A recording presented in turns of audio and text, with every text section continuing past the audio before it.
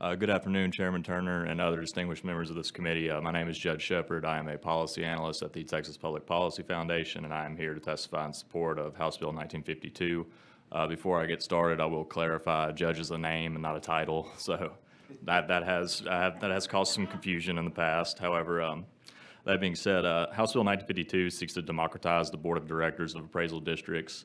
Under the current law, the number of members of the board is at 9, with 3 being elected, 5 being appointed, and 1 tax assessor collector acting as an ex officio director. However, this bill, or the substitute at least, seeks to switch that to where 5 board members are elected and the number of appointed directors by the taxing unit or entities goes down to 3. That being said, obviously adding more elected members increases transparency and accountability and also allows them to be beholden to the other members of their community. And we think that this is a great first step in property tax reform and returning property tax process back to the taxpayers. And that being said, I will not take up any more of your time. I know that y'all have had a long last 48 hours, and I look forward to any questions. Thank you. Appreciate that. Thank you. Vice Chair Noble. Thank you for being here. And since you're the policy person, I don't want to hit them with anything that might be beyond their scope. But I'm just curious. I was just looking, at least in Johnson County, which many of these folks are from, there's a lot of different taxing entities. And I've never seen this before, but Hill College has actually 10 different taxing entities. And so how do you decide which entities get to choose those 3 non-elected? That's going to be tricky, right? Yes, ma'am. Thank you for the question.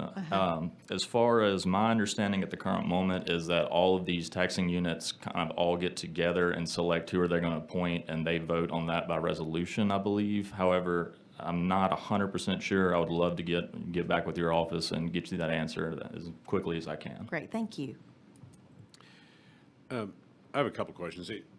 Do you think, obviously you're in support of the bill, the election of appraisal district board members is obviously relatively new. It's been really only less than a year since we've had the first elections for board members in Texas. Do you think it's been a success in electing the 3 board members in these larger counties? In kind of a corollary to that, do we have enough? Have we had enough time to really assess the impact of that to know if we should, in the very next session, expand that from 3 to 5?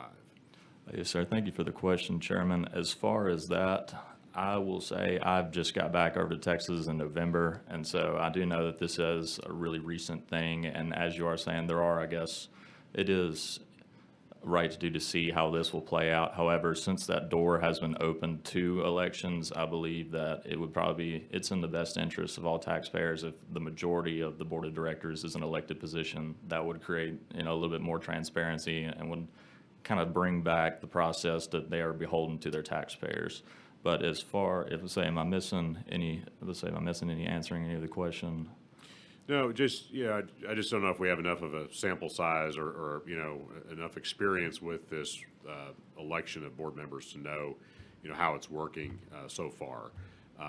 But I'll just add, a couple of things I've heard on this. I mean, one, I've heard from some colleagues in other counties, I think Dallas County, in fact, like they barely had enough people show up to file to fill the 3 spots that they had.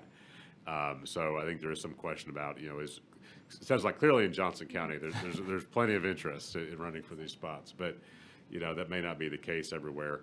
And then obviously, this is my sort of home county bias, but I think some of us would argue it's not been a success in Tarrant County based on some of the things that have happened there. But that's an aberration, so that's not representative of the whole. But anyway, just wanted to ask the question. So. Yes, sir. Thank you very much. Thank you. Thank you for being here.